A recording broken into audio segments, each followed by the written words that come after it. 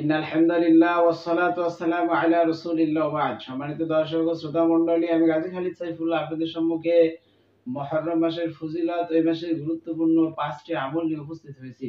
যদি আল্লাহ সুবহানাহু ওয়া তাআলা তৌফিক দান করেন তাহলে খুবই সংক্ষিপ্ত পরিসরে এই 5টি ফজিলত আপনাদের সম্মুখে উপস্থাপন করার চেষ্টা করছি। ওয়া মা তাওফীকি ইল্লা বিল্লাহ। আমি প্রথমেই বলছি, আল্লাহ সুবহানাহু ওয়া তাআলা আমাদেরকে যে 12টি মাস দান করেছেন তার মধ্য থেকে মুহররম হলো একটি সম্মানিত মাস। আল্লাহ সুবহানাহু ওয়া তাআলা পবিত্র কোরআনের মধ্যে যে 4টি মাসকে সম্মানিত হিসেবে আখ্যা দিয়েছেন তার একটি হলো এই মুহররম মাস।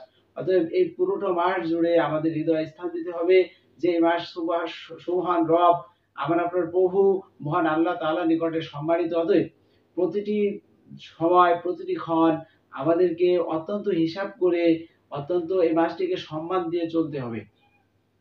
অতএব সম্মানিত সুধী, আর কথা না বাড়িয়ে এ মাসের গুরুত্বপূর্ণ 5টি আমল আপনাদের সম্মুখে খুবই সংক্ষিপ্ত আকারে কুরআন ও হাদিস থেকে উপস্থাপন করার চেষ্টা করছি।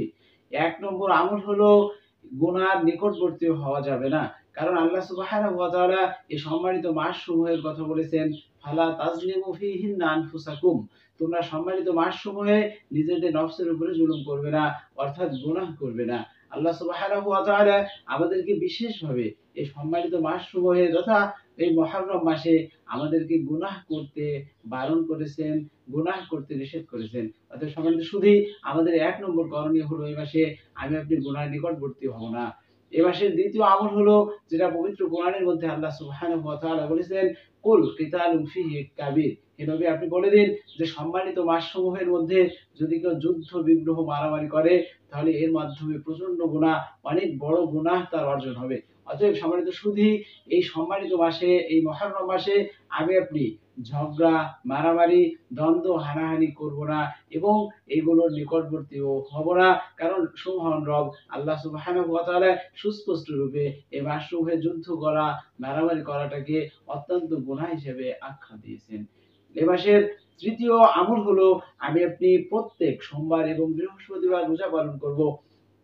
কারণ একাধিক বিশুদ্ধ হাদিস সমূহের মধ্যে বর্ণিত রয়েছে, আম্মা জানা আয়েশা সিদ্দিকা রাদিয়াল্লাহু তাআলা আনহা থেকে বর্ণিত, তিনি বলেন, কানা ইয়াতাহাররা, প্রিয় নবী সাল্লাল্লাহু আলাইহি ওয়াসাল্লাম নবুয়ত প্রাপ্তি থেকে একদম মৃত্যুর আগ পর্যন্ত প্রায় প্রত্যেক সপ্তাহ সোমবার এবং বৃহস্পতিবার রোজা পালন করতেন।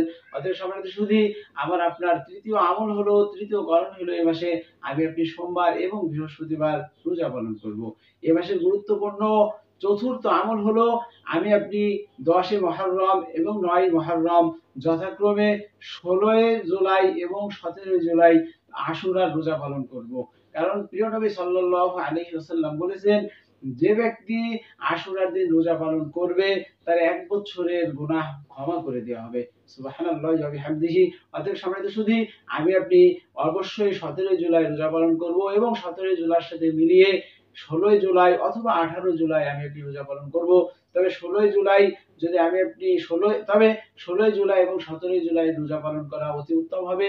কারণ প্রিয় নবী সাল্লাল্লাহু আলাইহি ওয়াসাল্লাম হাদিসের মধ্যে তাসিআ শব্দের উল্লেখ করেছেন।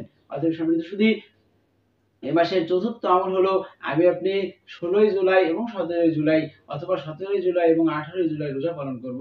কারণ আশুরা রোজা রাখার পাশাপাশি প্রিয় নবী সাল্লাল্লাহু আলাইহি ওয়াসাল্লাম আমাদেরকে রোজা রাখার মাধ্যমে ইহুদিদের বিরুদ্ধাচরণ করতে বলেছেন।